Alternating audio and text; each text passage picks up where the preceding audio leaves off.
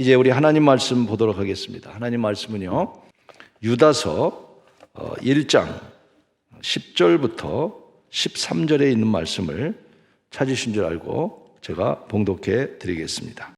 이 사람들은 무엇이든지 그 알지 못하는 것을 비방하는도다. 또 그들은 이성 없는 짐승같이 본능으로 아는 그것으로 멸망하느니라. 화 있을진저 이 사람들이여, 가인의 길에 행하였으며 삭슬 위하여 바알람의 어그러진 길로 몰려갔으며 고라의 패역을 따라 멸망을 받았도다. 그들은 기탄 없이 너희와 함께 먹으니 너희의 애찬의 암초요, 자기 몸만 기르는 목자요, 바람에 불려가는 물 없는 구름이요, 죽고 또 죽고 뿌리까지 뽑힌 열매 없는 가을 나무요, 자기 수치의 거품을 뿜는 바다의 거친 물결이요, 영원히 예비된 캄캄한 흑암으로 돌아갈 유리하는 별들이니라. 아멘. 유다서를 가지고 오늘 말씀을 나누려고 그래요. 유다서는 한 장밖에 안 돼 있습니다. 요한 1, 2, 3서와 계시록 사이에 껴 있어서 성경을 많이 안 본 분들은 유다서 찾으라 그러면 틀림없이 못 찾습니다.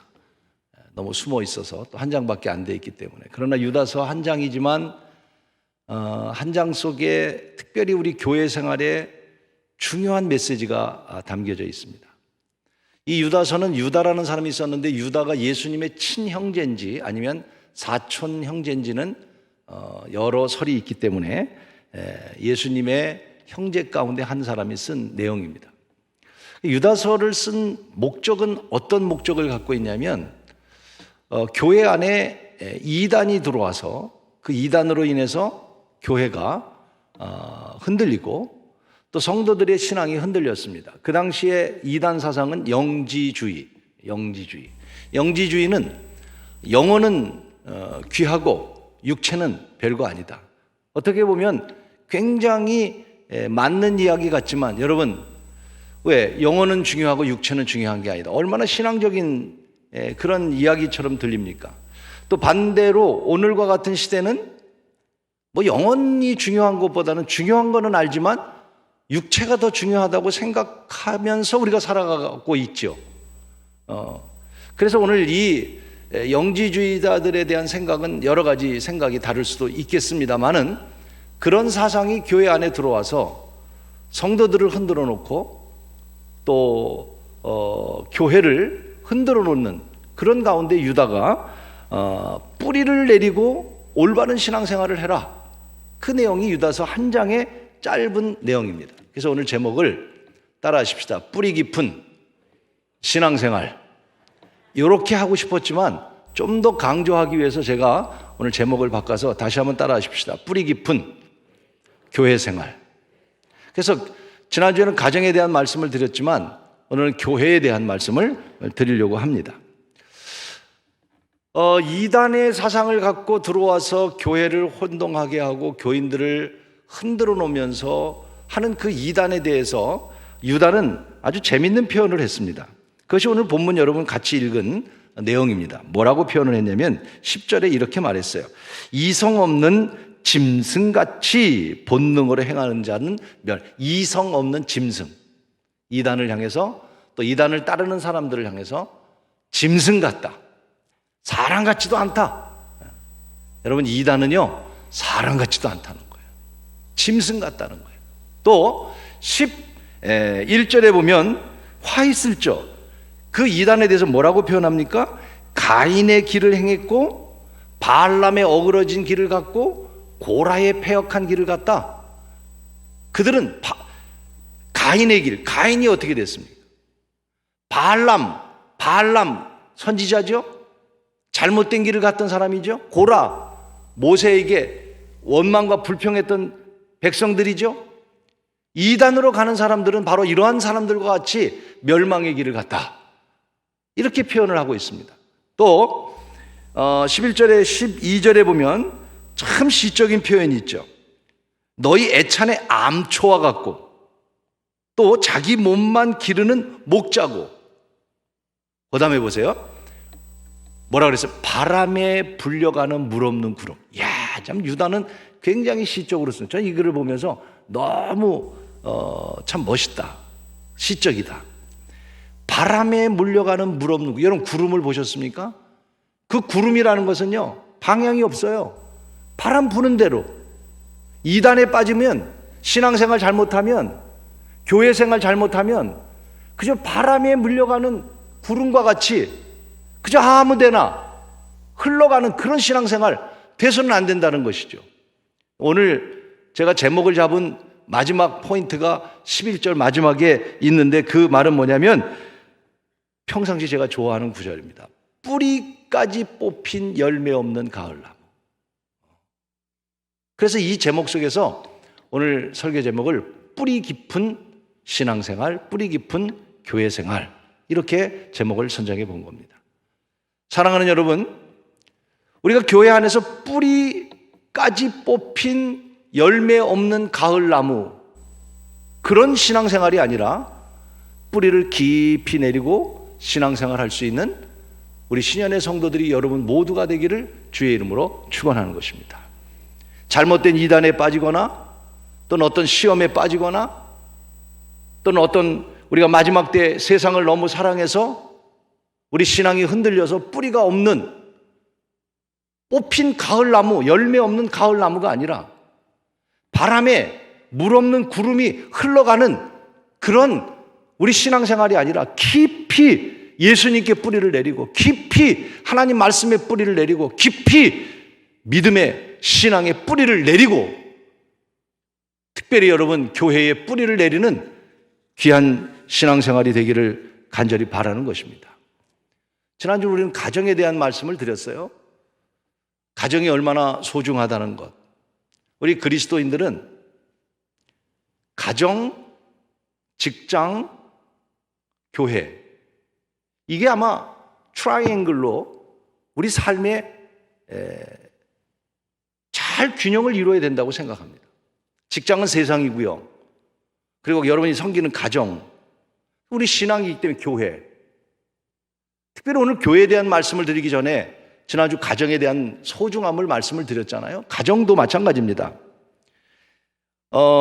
우리가 이렇게 신앙생활 하는 데 있어서 또 교회든 가정이든 뿌리를 내리지 못하는 이유 가운데, 특별히 교회 생활 가운데 뿌리를 내리지 못하는 이유가 뭐냐면 상처 때문에 그렇습니다.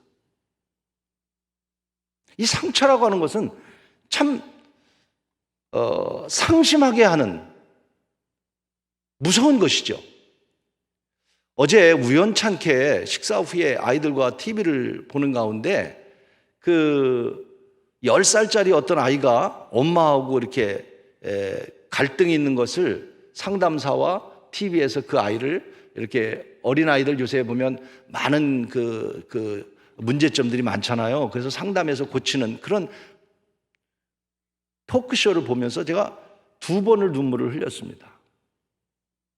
야, 10살짜리 아이인데요, 엄마에게 쌍욕을 다 해가면서요, 얼마나 그냥 물건을 집어 던지고, 엄마가 얼마나 속상하겠습니까? 그래서 상담사와 함께 그 아이를 이렇게 케어하면서 그 성품을 좀 고쳐가는 그런 내용인데, 엄마하고 껴안을 때 정말 눈물이 나더라고요. 이런 가정이 많지는 않겠죠. 근데 거기서 보니까 그 아이가 10살짜리인데요, 말도 참 잘하더라고요. 아침에 일어날 때 엄마가 깨울 때 화가 나게 학교 가라고 그러면 그냥 막 일어나서 짜증을 내고 엄마를 막 진짜 막 팹니다. 10살짜리 아이가. 그래서 상담하는 가운데 내용을 가만히 보면 여러분 그 가장 원인이 뭐였는가 봤더니, 엄마가 어렸을 때 발바닥을 때렸는데 감정을 실어서 막 때린 거예요. 그 아이는 그게 상처. 여러분 우리가 어렸을 때 맞으면서 자랐잖아요. 여러분 안 맞았어요? 사실 맞으면서 자랐기 때문에, 맞으면서 우리도 자랐지만 그것이 상처가 안 되는 사람도 있지만 그게 상처가 되는 사람이 있는 거거든요. 그게 오래 가면 상처가 돼서 아이가 자라면서 반항하게 되는 결국은 그 아이가 어렸을 때 그런 상처가 있다는 걸 알았어요. 그런데 더 깊이 가보니까 상처는 어린아이에게 있는 게 아니었어요. 그 엄마에게 있었던 거예요. 엄마가 학창시절에 가정 안에서 엄마의 사랑을 못 받았고, 그리고 오빠로부터 많은 매를 맞은 거예요. 그 상처가 결국 아이에게 갔고, 아이는 그 상처가 다시 엄마에게 들어오고, 결국은 뭡니까? 상처라고 하는 것은 가정 안에서도 얼마든지 일어나는 일들이고, 이 상처로 인해서 가정 안에서 같이 사랑하고 같이 서로 정말 가족 간에 사랑을 나눠야 되는 그런 아버지와 아들, 부부, 이런 관계 속에서도 사실은 상처 때문에 가정이 싫고, 아빠가 싫고, 자녀가 믿고, 그런 일들이 우리가 표현을 안 해서 그렇지 참 많을 거라고 생각이 되어집니다. 왜? 상처 때문에 뿌리를 못 내리는 거죠. 그러니까 가정이 편안해질 수가 없는 것이죠. 바라고 원합니다. 하루아침에 우리의 상처가 치료될 수는 없겠지만, 저는 오늘 주님의 말씀이, 또 주의 성령이 여러분 안에 있는 상처들을 잘 치유하셔서 상처가 회복되고 다시 여러분의 가정도 회복되는 은혜가 있기를 간절히 축복하는 것입니다. 우리 자녀들이 그런 말을 많이 해요. 부모님 때문에 상처를 받는다고. 아마 우리 아이들도 저 때문에 상처받는 일들이 있었을 거라고 저는 생각이 되어집니다. 제가 잘못한 일들도 많이 있었을 테니까요. 그래서 자녀들이 상처가 된다는 말을 합니다. 제가 자녀들이 상처되는 걸 쭉 찾아봤더니 이런 상처가 있다고 그래요. 공부에 관한 상처. 애들에게 우리는 부모들이 이런 얘기합니다. 이놈아, 공부하기 싫으면 나가서 돈이나 벌어라. 아이들에게 굉장히 상처가 된다. 공부 안 하니까 나가서 돈이나 벌어라. 그렇게 공부하려면 때려쳐라. 또 아이들을 비웃으면서 하는 형이 있다고 그래요. 너 커서 뭐가 되려고 그러냐? 네 주제에 네가 뭘 할 수 있어? 사실 어쩌면 우리는 이런 비슷한 이야기들을 쉽게 합니다. 구박형이에요. 넌 그럴 줄 알았어. 넌 맨날 그 모양 그 꼴이니까. 비교합니다. 오빠는 안 그랬는데, 네 동생은 안 그런데, 네 친구는 안 그런데. 핏줄 거부형입니다. 너 나한테 엄마라고 부르지도 마. 난 너 같은 애 둔 적이 없어. 굉장히 아이들에게 충격되는 이야기들이라는 거예요. 사실 우리가 충격을 주려고 한 얘기는 아니지만 요새 말하는 게 굉장히 조심스럽잖아요. 정말 조심스럽습니다. 말 한마디 잘못해가지고 인생 망치는 사람들이 너무 많잖아요. 그래서 말을 조심하지만 우리가 자녀들에게 무슨 이런 말을 할 때 나쁜 의미로 얘기한 건 아니에요. 마지막에 저주형이 있어요. 저주형이 뭔지 아세요? 너도 너 애 낳아봐라. 이 저주형이래요. 너 애 낳아보면 너도 알아. 근데 여러분, 자녀들에게만 우리가 상처를 주나요? 자녀된 여러분은 부모에게 상처를 안 주시나요? 그래서 부모에게 주는 상처의 말이 뭔가를 봤더니 주로 이런 겁니다. 소통 거부형인데 짜증을 내면서 부모에게 이렇게 말합니다. 내가 알아서 할 테니까 상관하지 말아요. 야, 엄마가 관심을 갖고 써주면 고마운 줄 알아야지. 내 일 내가 할 테니까 상관하지 마. 소통하고 싶지 않다는 거예요. 자기 존재를 회의하는 형입니다. 엄마에게 이렇게 말합니다. 난 주워 온 거지.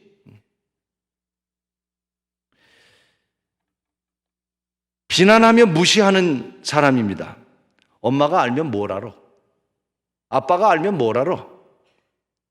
이런 게 우리 부모들에게도 상처가 된다는 말이에요. 무서운 협박형이 있어요. 협박합니다. 부모에게. 알았어, 내가 집 나가면 될 거 아니야. 팍 죽어버릴 거야. 이런 말들. 여러분, 부모에게 얼마나 상처가 되는지요. 재밌는 게 하나 있어요. 엄마를 물고 들어가는 물귀신 작전형입니다. 내가 누굴 닮았겠어? 엄마 딸이잖아. 엄마 아들이잖아. 아빠 자식이잖아.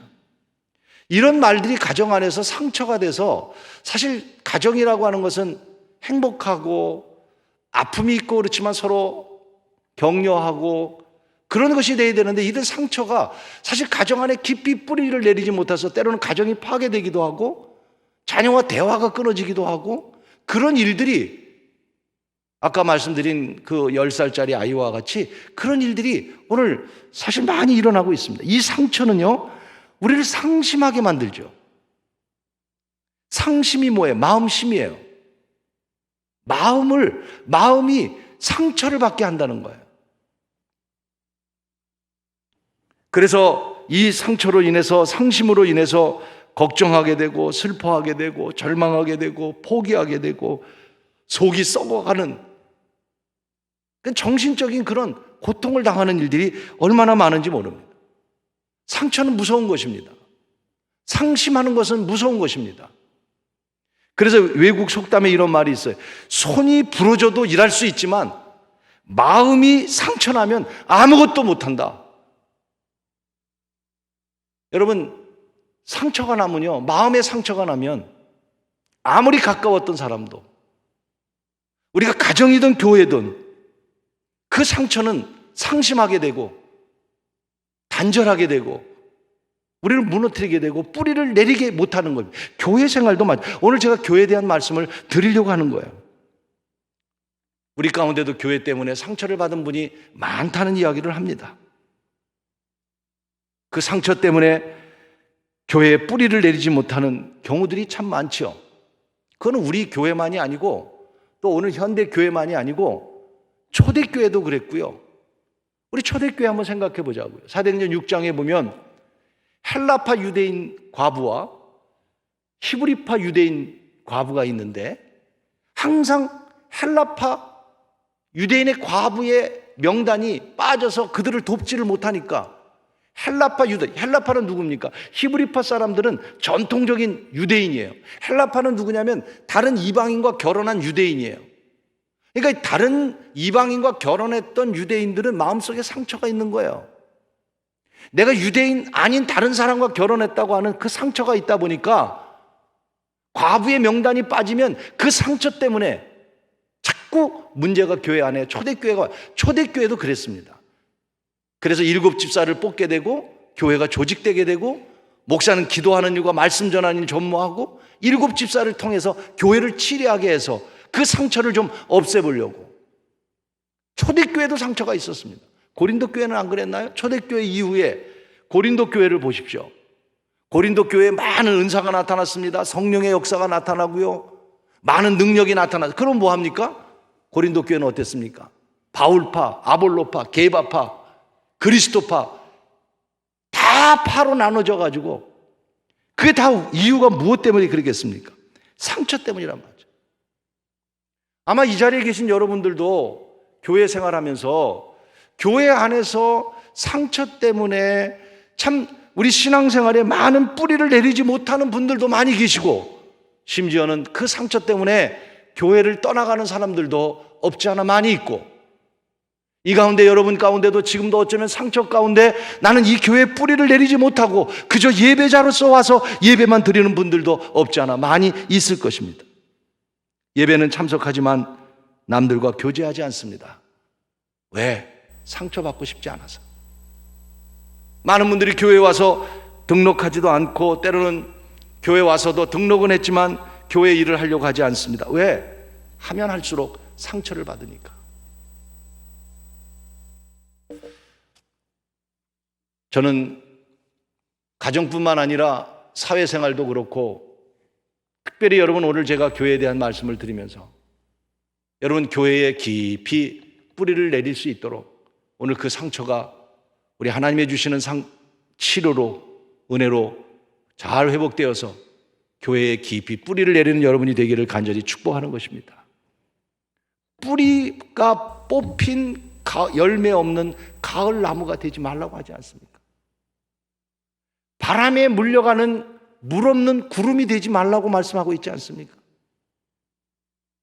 여기 꽃나무들이 우리는 좀 전략하느냐고 꽃꽂이를 좀 안 하고 화분으로 지금 대처하고 있습니다. 꽃꽂이 하면 이유가 뭐냐면 주일날 한 번 보고 나면 수십만 원 들어가서 그냥 보기는 좋은데 수십만 원 들어가서 하루 보고 끝나니까 너무 아깝더라고요. 그래서 제가 좀 가능하면 강단의 그 꽃꽂이보다는 이렇게 좀 꽃을 심자. 그래서 이렇게 꽃나무를 주로 하는데 어떤 때는 좀 초라하기도 하고 그런 모습도 있어요. 그러나 여러분, 꽃꽂이는요 오래 가지 못합니다. 제가 스승의 날이라고 꽃을 몇 개를 받았어요. 꽃꽂이 화분도 몇 개를 받았어요. 그 꽃은요 길어야 2주입니다. 그러나 여기 있는 꽃들은 자라갑니다. 오래 갑니다. 아름다워집니다. 물론 여기도 생명이 있겠죠. 그러나 이렇게 오래 가고 꽃이 피고 열매를 맺는 이유가 뭡니까? 뿌리가 있기 때문에. 뿌리가 있기 때문에. 여러분, 교회 안에도 여러분 깊은 신앙의 뿌리를 박지 않으면 뿌리 없는 열매 없는 가을 나무처럼 바람에 밀려가는 구름처럼 우리 신앙을 제대로 지킬 수 없기 때문입니다. 시편 1편에 말씀합니다. 복 있는 사람은 1절 3절에 말하기를 그가 시냇가에 심은 나무가 철을 따라 열매를, 시냇가에 심은 나무, 뿌리가 있는 나무라는 말이에요. 그래서 잎사귀를 내고 열매를 맺을 때 그게 복 있는 사람이고 형통한 사람이라고 말씀하지 않습니까? 사랑하는 여러분, 교회에 깊이 뿌리를 내리는 신앙이 되기를 주의 이름으로 축복하는 것입니다. 교회에 뿌리를 내려야 합니다. 깊은 뿌리를 내리셔야 합니다. 왜 그럴까요? 교회는 무엇하는 곳이기 때문에 그럴까요? 제일 중요한 것은 교회는 하나님을 만나고 하나님을 예배하는 곳이기 때문에 그렇습니다. 하나님을 높이고 찬양하고 경배하는 예배 속에 담겨진 중요한 의미가 있습니다. 여러분이 이 시간 주일이 되면 예배 와서 신앙생활 하면서 예배를 드리는데 이 예배가 갖는 중요한 두 가지를 여러분이 잊지 말아야 됩니다. 그 첫째가 뭐냐면 여러분이 생각하는 그대로입니다. 하나님과의 관계 때문에 그렇습니다.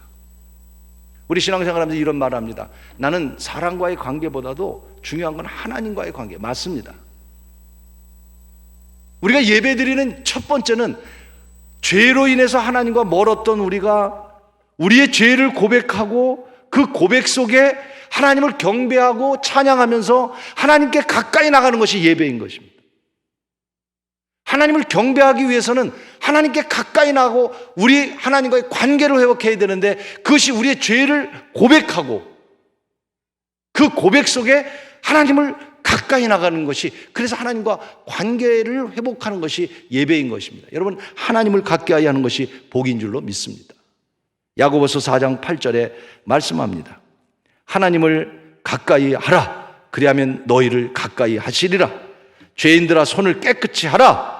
두 마음을 품은 자들아 마음을 성결하게 하라. 우리가 하나님을 경배하고 예배하기 전에 중요한 것은, 예배는 우리의 죄를 하나님 앞에 쏟고 회개하고 하나님과 가까워졌을 때 그 가까움 속에서 경배할 때 하나님이 받는 예배가 되기 때문에 첫째가 하나님과의 관계 회복입니다. 그러나 여러분, 기억하셔야 될 두 번째가 있습니다. 여러분이 교회에 깊이 뿌리를 내리고 예배해야 될 두 번째가 뭐냐면 하나님과의 관계 회복과 함께 더불어 우리는 사람과의 관계를 회복하기 위한 예배이기 때문인 것입니다. 여러분, 예배는 하나님과의 관계 회복과 더불어 성도 간의 관계를 회복하며 친교하고 교제하는 것이 예배인 것입니다. 믿음, 소망, 사랑, 그중에 제일은 사랑이지만 사랑이 최고라고 말씀하셨어요. 사랑하는 성도가 되기를 바랍니다. 사랑의 교제가 있기를 바랍니다. 이 예배, 우리가 온라인 예배를 하면서 어쩔 수 없이 지금 예배를 우리가 하지 않습니까? 그러나 제가 예배를 강조하는 이유 가운데 하나, 여러분의 형편을 모르기 때문이 아닙니다. 이 예배가 길어지다 보면 하나님과의 관계는 여러분이 회복할 수 있을 수도 있어요. 근데 문제는 우리가 공동체 안에서 예배가 이루어지지 않으면요, 사실 단절됩니다. 그러면 예배의 본질을 잃어버리는 것이고 교회의 본질을 잃어버리는 것입니다. 그래서 우리는 예배 속에 와서 함께 부딪히고, 맞지 않지만 함께 부딪히고 하면서 이 사람과의 관계를 회복해야 돼요. 하나님과의 관계를 회복하고 사람과의 관계를 회복해야 되는 것입니다. 성만찬, 성찬식이 그런 것입니다. 우리 둘째 주 화요일마다 성찬을 하지 않습니까? 성찬이 왜 중요한지 아세요? 주님의 살과 피를 먹는 하나님과의 관계고요. 커뮤니온, 커뮤니티, 함께 모여 떡을 띈다고 하는 초대교회에 굉장히 중요한 의미가 담겨져. 여러분, 그거를 잃어버리고 있는 거예요. 여러분이 하나님과의 관계도 중요하지만 교회 생활을 통해서 성도 간의 관계가 중요하다는 말씀을 드리고 있는 것입니다. 그래서 우리는 교회에 깊이 뿌리를 내려야 하는 것입니다. 언제부터 우리는 그런 교회에 뿌리를 내렸을까요? 성막 시대 이전에는 교회가 성막이 중심이 아니었습니다. 성막 이전에는 항상 어디서나 예배해도 됐습니다. 아브라함이 가다가 길거리에서 예배해도 됐습니다. 나룻가에 가서 예배해도 됐습니다. 자기 집에서 예배해도 됐습니다. 그러나 여러분, 하나님께서 성막을 허락하신 이후에는 성경이 뭐라고 말씀하십니까? 성막에 와서 예배하라고 말씀하고 있는 것입니다. 그래서 유대민족은 성막이 중심이었고 그 사상이 오늘까지 교회라고 하는 개념이 여기까지 흘러와서 오늘 우리가 교회 와서 예배 드리게 되는 것이죠. 물론 반문하실 겁니다. 꼭 교회 와서만 예배해야 하는가? 마음만 있으면 되는 거 아닌가? 틀린 얘기 아니죠. 형편상 올 수 없어서 있는 곳에서 마음으로 중심으로 예배한다면 그것도 맞습니다. 오늘과 같이 이제 전염병으로 인해서 많이 모이지 못하게 하니까 온라인으로 예배할 수밖에 없는 상황 속에서 있는 곳에서 정말 간절하게, 그러나 아까 말씀드린 대로 문제점이 뭐냐면 성도 간의 교제가 회복이 되지 않기 때문에 온전한 교회가 아니라는 것이죠. 하지만 여러분, 있는 곳에서 얼마든지 예배할 수 있는 것 아니겠습니까?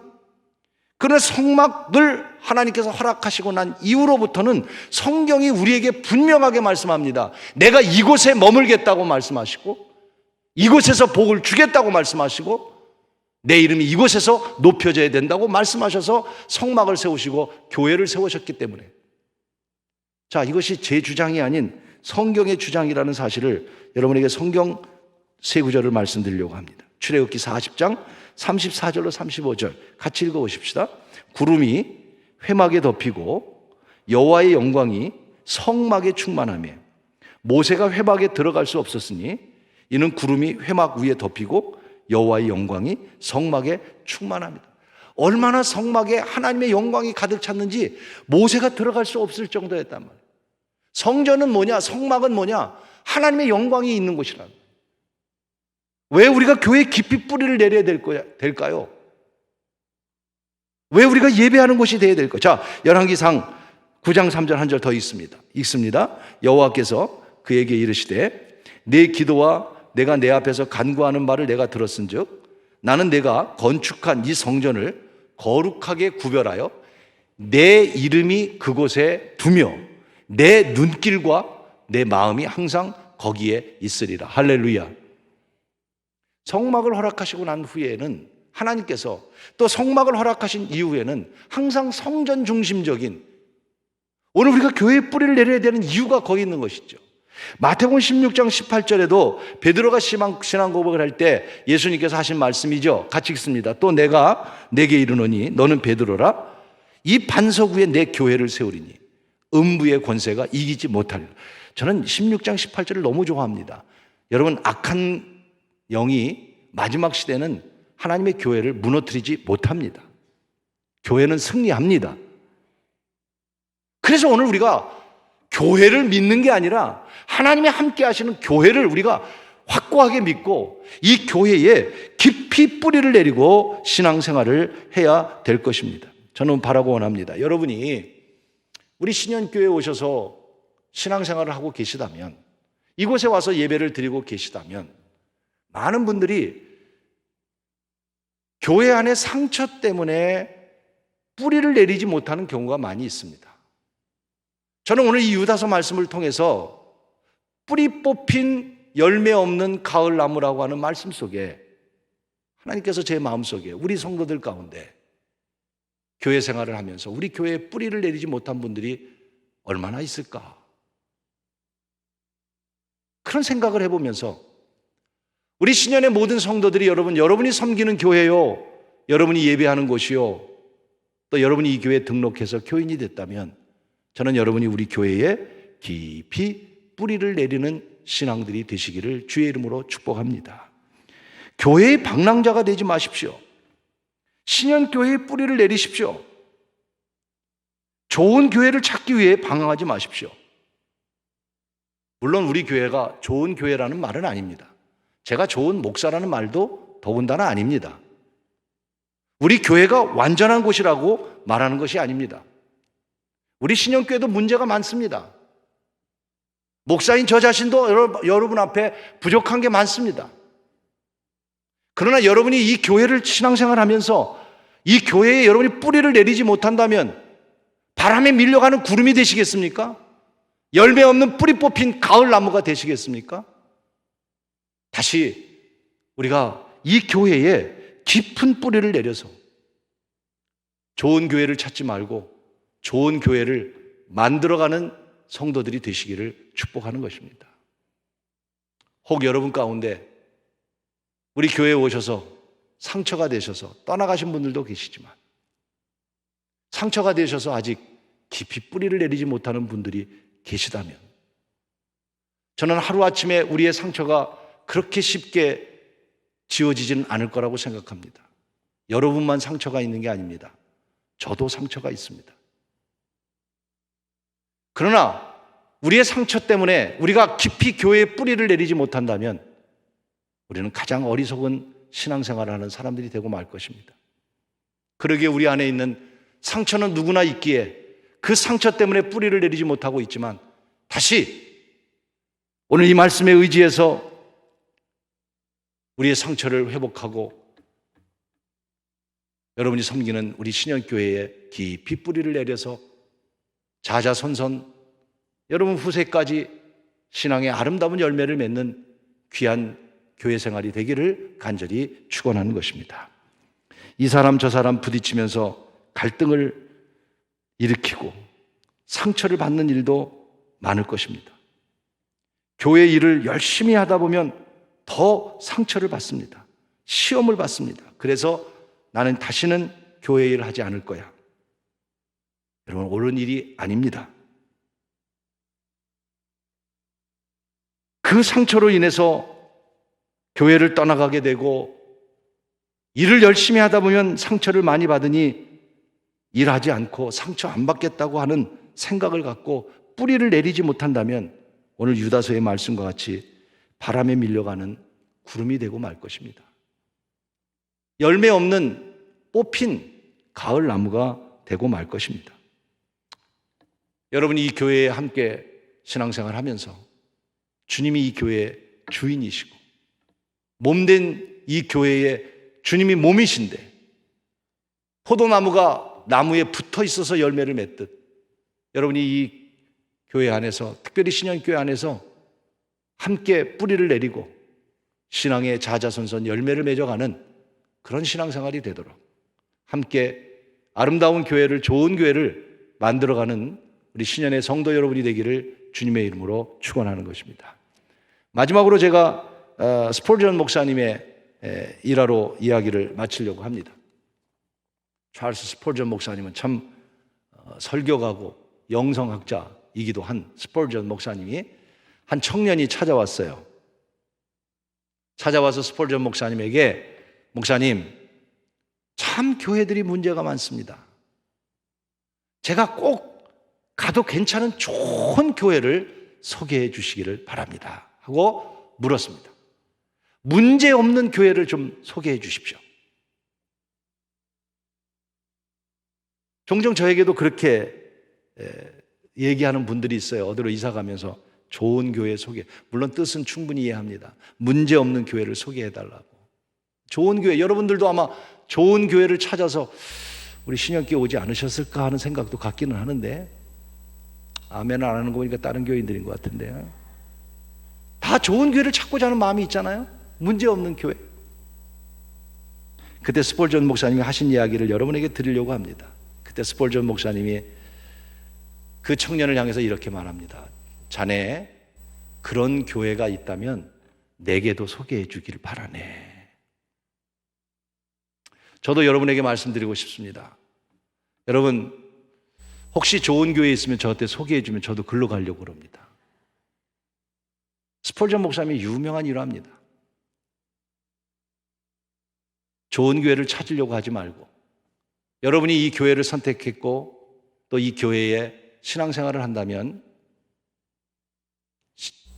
뿌리 깊은 교회 생활이 되시기를 주의 이름으로 축복합니다. 좋은 교회를 찾지 말고 좋은 교회를 만들어가고, 그런데 우리 안에 있는 이 상처 때문에 우리가 깊이 뿌리를 내리지 못하는 일들이 참 많습니다. 오늘 하나님이 여러분의 상처를 만져주시기를 바랍니다. 어제 10살짜리 아이가 상담을 받아서 치유가 됐어요. 피아노 좀 치세요. 치유가 됐어요. 그래서 엄마하고 이제는 싸우지 않고 대화가 됐어요.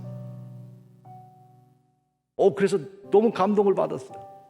그런데요, 일주일 지나니까 이 아이가 다시 옛날 모습으로 돌아가서 가지고 있던 걸 집어던지고 난리를 피우더라고요. 그게 상처예요. 상처는요, 하루아침에 낫는 게 아니에요. 여러분, 교회에서 받은 상처, 가정에서 받은 상처, 부모에게 받은 상처, 목사에게 받은 상처, 교인에게 받은 상처, 그렇게 쉽게 낫지 않습니다. 그러나 그 상처 때문에 뿌리 없는 나무가 되시렵니까? 뽑힌 열매 없는 나무가 되시렵니까? 그 상처 때문에 바람에 밀려가는 구름이 되시겠습니까? 암초가 되시겠습니까? 다시 오늘 우리 신영교회 성도 여러분, 여러분이 섬기는 교회에 뿌리를 깊이 내리고, 그래서 좋은 교회를 함께 만들어가며 하나님의 나라를 이뤄가는 귀한 우리 신현의 모든 성도들이 되기를 주님의 이름으로 축복합니다.